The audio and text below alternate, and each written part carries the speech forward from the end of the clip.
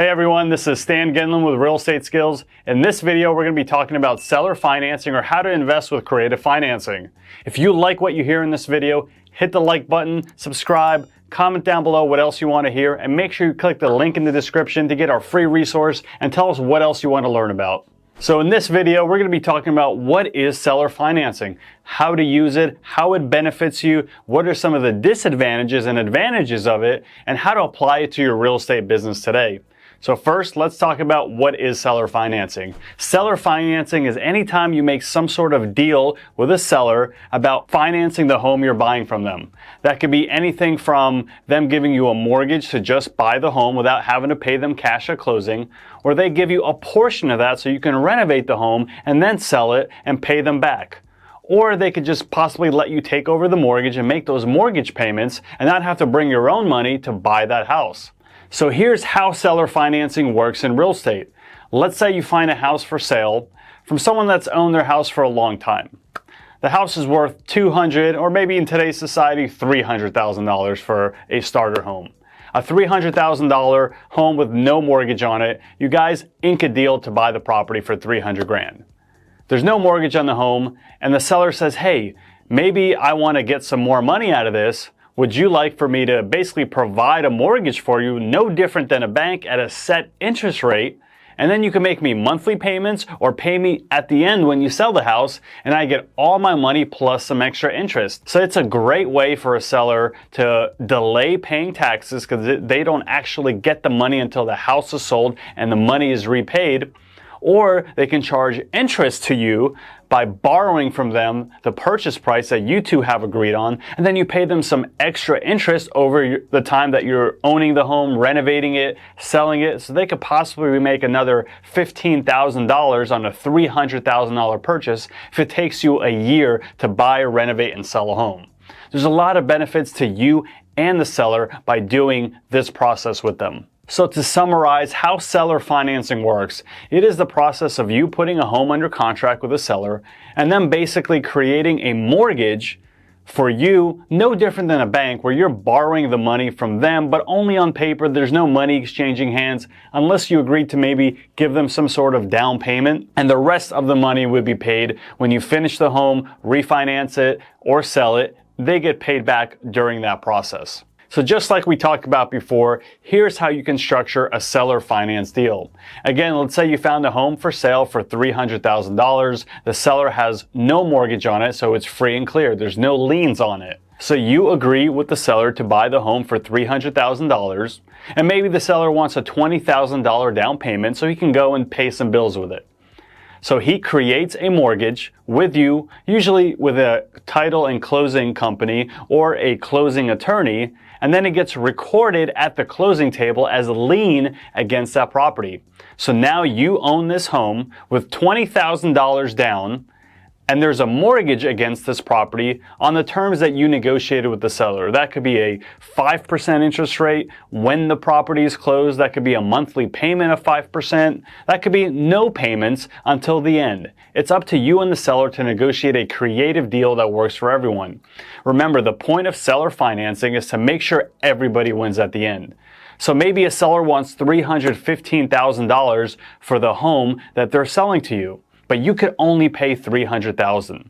But if you borrow money to renovate that home and then sell it later, you're going to pay $15,000 in interest. So you're telling the seller, Mr. or Mrs. Seller, how about I pay you that money instead of my investor, and then you walk away with $315,000 just like you want. So after you've negotiated these terms with a potential seller, you take your terms and you can tell them to a title and escrow company or a closing attorney, and typically they will help create a mortgage that will be recorded at closing. So seller financing is really a good strategy to allow you to buy a home with little to no money out of pocket and help the seller meet their goals, whether it's delaying taxes or ending up with more money in their pocket. So let's talk about some of the advantages for the seller when doing a seller finance deal. Number one, they don't have to list with a real estate agent and pay all the commissions and costs that come with listing it with a real estate agent. They can close it directly with you, and typically when a seller sells a home with you, they're only paying a couple of $100s to maybe $1,500, the most I've seen in some markets, rather than paying thousands of dollars for an agent's commission. That's one of the best savings for them when doing a seller finance deal. Another great advantage to the seller for doing a seller finance deal with you is to push the tax bill down the road. Maybe they just inherited a house from a family member, and by selling it right away to someone or with an agent on the MLS, they're going to immediately get a huge tax bill. By doing a seller finance deal, they won't get the money for usually 6 to 9 months if you're going to renovate and sell it, which means they can tax plan and knock out some of those taxes, giving them plenty of time to do so. Another big advantage to the seller by doing a seller finance deal, by allowing you to take on a mortgage without bringing the money from a lender, you can just buy the property as is, close really quickly, whereas you going to get a loan can take weeks or even up to 45 days or 60 days I've seen. This way, by doing a seller finance deal, you can close probably as quickly as a week in some areas or 2 weeks in most areas, allowing them to knock off any sort of utility bills, maintenance bills right away, and allow you to take possession of the property and start either renovating it, maybe wholesaling it, or whatever else you're going to do with that property. So those are 4 great advantages for sellers when doing a seller finance deal with you, allowing them to get all of these benefits and you closing on the property really quickly. So now let's talk about some of the seller financing benefits for you as the buyer. You're able to get your first deal without having a lot of money out of pocket. And if you don't have a lot of money out of pocket, this is your opportunity to get into your first deal without having to qualify for credit or loans or any of the other stuff. This is a great option for a lot of people starting out in real estate investing and looking for homes that have a lot of equity, allowing the seller to finance a deal for you so you can get your first deal done. And just like advantages for the seller, you as the buyer get to pay a lot lower closing costs. Instead of going to get a traditional or a hard money loan, which come with a lot of fees and sometimes penalties for selling the property again too quickly, you're going to pay much lower closing costs. Typically, if there's no loan involved, your closing costs will be minimal, about 1% of the purchase price. That way you can save thousands of dollars that other lenders charge by doing the loan with a professional lending company or hard money lending company. Another great advantage for you as the buyer is your terms on the loan that the seller is going to give you can be as creative as you can make them. You can have no monthly payments. You can have some monthly payments. You could have no deposit, small deposits. It's really as creative as you and the seller can get together to get to a winning formula. A lot of times I've seen success with seller financing when the seller and I could not come to terms on a purchase price. We were so close but far apart. This way, by paying the interest to the seller instead of a bank or an investor, we can get them to exactly the number they need without having to sacrifice on the purchase price. And finally, this is a great advantage to those that don't have the best credit today. It's a good opportunity for you to get into your first real estate deal without having to worry about having great credit and qualifying for a loan with some big lender or hard money lending company. And the terms can be totally flexible to what you and a potential seller come to an agreement on. Whereas your credit strictly determines what the interest rate and the amount of money a professional lending company will give you. So again, if this is your first deal, you don't have the best credit, look for homes with high equity and you can make a great deal with a seller and get into your first real estate property. Now let's talk about some of the disadvantages of seller financing in real estate. Number one, there's a lot less regulations when you're doing a seller finance deal with a potential seller. Unlike getting a traditional loan, no one's double checking your numbers to see if you're overpaying or you're underpaying or if you're actually doing a good job on your due diligence when you're finding a property to buy. A lot of times when you get a traditional loan, the lenders require you do certain inspections to make sure you're not getting yourself into trouble. When doing a seller finance deal, these are not things that are required, so you may choose to overlook them to get a potential deal done. Also, another disadvantage of doing seller financing is a lot of times you're going to end up paying more interest and having higher down payments because the seller wants to make sure you're actually going to perform.